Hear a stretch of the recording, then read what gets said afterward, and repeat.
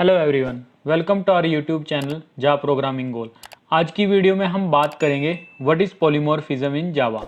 तो सबसे पहले हम डिस्कस करेंगे what is polymorphism in Java. Next topic है types of polymorphism. Third one है स्टैटिक पॉलीमॉर्फिज्म या फिर जिसे हम कंपाइल टाइम पॉलीमॉर्फिज्म भी बोलते हैं। फोर्थ वन है डायनेमिक पॉलीमॉर्फिज्म या जिसे हम रन टाइम पॉलीमॉर्फिज्म बोलते हैं। देन फिफ्थ देखेंगे हम when to use the static polymorphism and six one होगा when to use the dynamic polymorphism. ये सारे कंसेप्ट हम देखेंगे एक प्रैक्टिकल एग्जाम्पल की हेल्प से एंड इनको वन बाय वन इस वीडियो में कवर करेंगे। तो चलिए वीडियो स्टार्ट करते हैं। So first topic is what is polymorphism in जावा।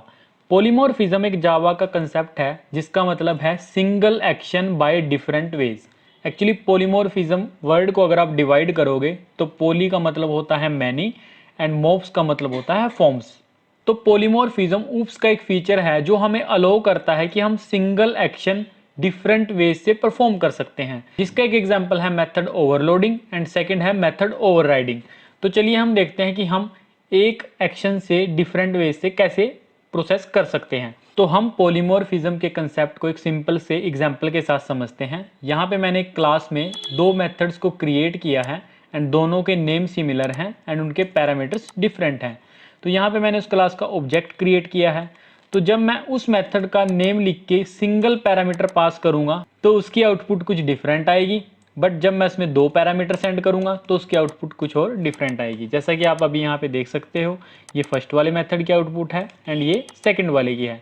इसका सिंपल सा मतलब है कि हमारे पास दो मेथड हैं बट दोनों का नेम सिमिलर है, तो हमने एक एक्शन परफॉर्म किया जिसके डिफरेंट रिजल्ट हो सकते हैं। जैसे यहाँ पे हम अगर एक पैरामीटर पास करेंगे तो इसका रिजल्ट कुछ और आएगा, अगर दो करेंगे तो कुछ और आएगा।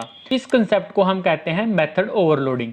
तो अगर आपने वो वीडियो नहीं देखी है कि हम मेथड ओवरलोडिंग कैसे कर सकते हैं, क्या उसके रूल्स होते हैं, तो मैंने उसका लिंक आई बटन में एंड डिस्क्रिप्शन में डाला है, आप वो वीडियो जाके देख सकते हैं। पॉलीमॉर्फिज्म के लिए हम एक और एग्जांपल लेते हैं जो कंसेप्ट है मेथड ओवरराइडिंग का। मेथड ओवरराइडिंग के कंसेप्ट में भी मैंने एक सेपरेट वीडियो क्रिएट की है जिसमें मैंने मेथड ओवरराइड करने का तरीका बताया है, क्यों हम उसे यूज़ करते हैं एंड उसके रूल्स क्या होते हैं। उसका लिंक भी मैंने आई बटन में एंड वीडियो की डिस्क्रिप्शन में डाला है, अब वो वीडियो वहाँ से जाके देख सकते हैं ताकि आप इसे अच्छे से समझ पाएँ।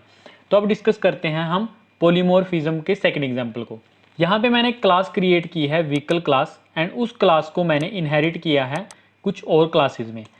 तो अगर आप यहाँ पे ध्यान से देखेंगे, मेरे पास एक मेथड है डिटेल्स ऑफ व्हीकल जिसमें कुछ आउटपुट हम यहाँ पे प्रोड्यूस करते हैं।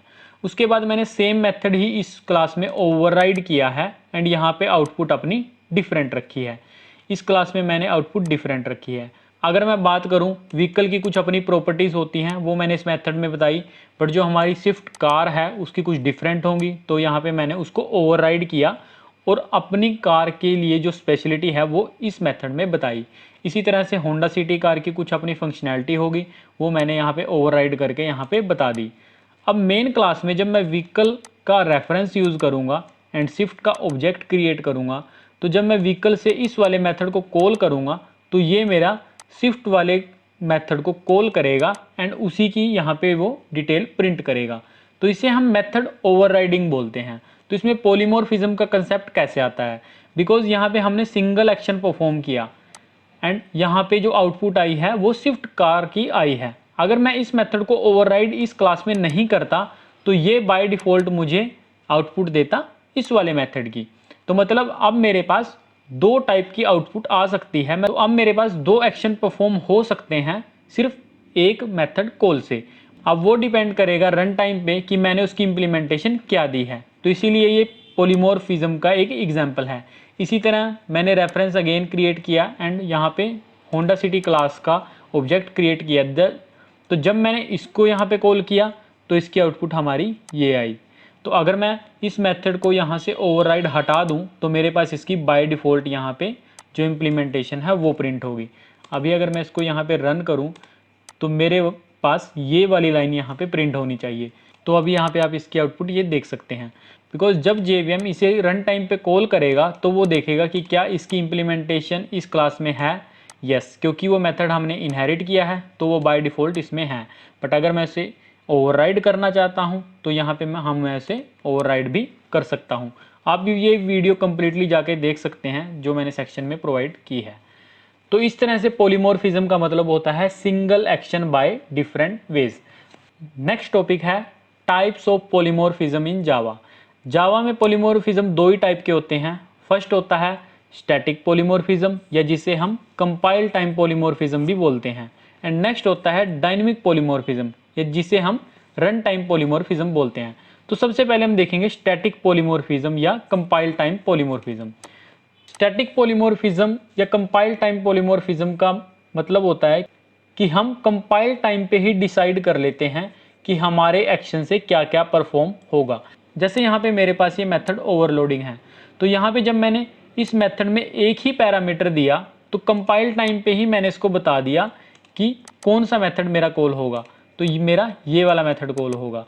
एंड अभी मैंने इसमें दो पैरामीटर दिए हैं तो मुझे पता है कि मेरा ये वाला मेथड कॉल होगा। तो कंपाइलर इस चीज़ को कंपाइल टाइम पे ही चेक कर लेता है कि किस मेथड में कौन से पैरामीटर सेंड किए गए हैं एंड उसे कौन से वाले मेथड को कॉल करना है। तो ये सारी प्रोसेस हमारी कंपाइल टाइम पे चलती है बजाय की रन टाइम पे, इसीलिए हम इसे कंपाइल टाइम पॉलीमॉर्फिज्म या स्टैटिक पॉलीमॉर्फिज्म बोलते हैं। नेक्स्ट टाइप है इसका डायनेमिक पॉलीमॉर्फिज्म या फिर रन टाइम पॉलीमॉर्फिज्म।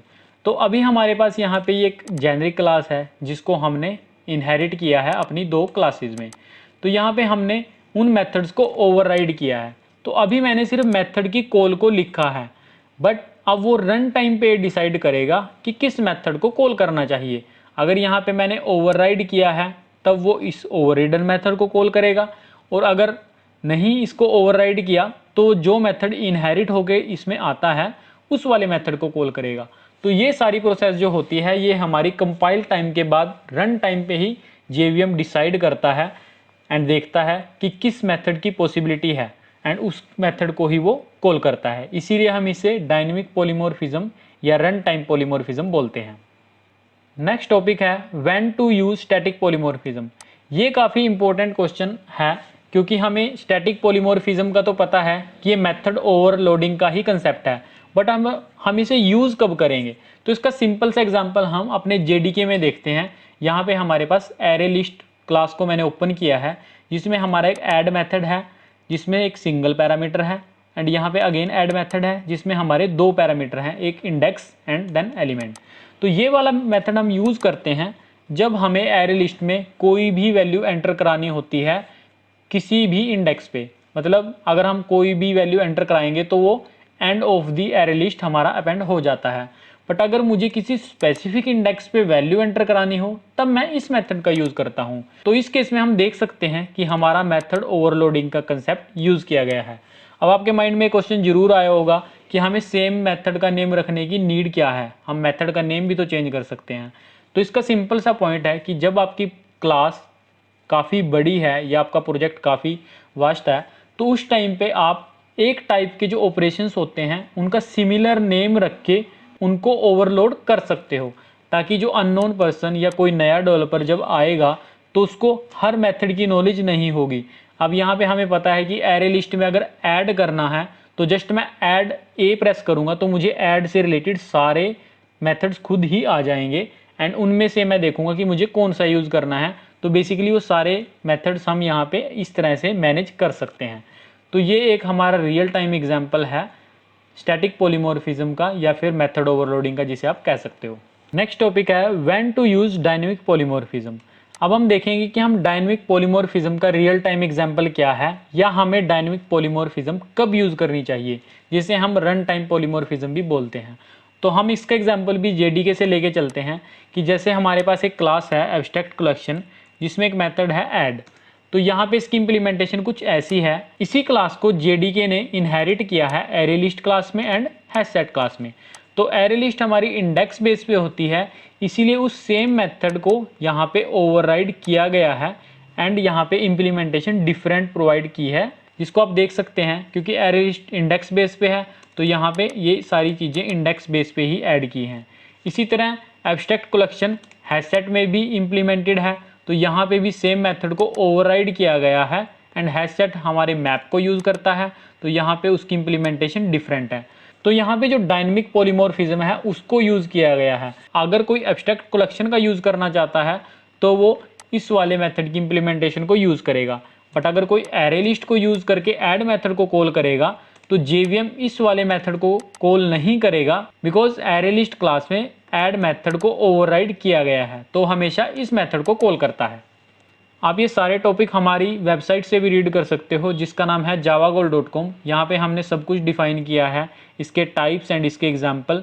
तो आप इस वेबसाइट से यहाँ पे सारा कंटेंट जाके रीड कर सकते हो एंड जो यहाँ पे एग्जाम्पल्स दिए हैं उनको अपने एंड पे ट्राई कर सकते हो। तो अगर आपको वीडियो अच्छी लगी हो प्लीज़ लाइक करना, कमेंट करना, शेयर करना एंड चैनल को सब्सक्राइब करना। Thank you.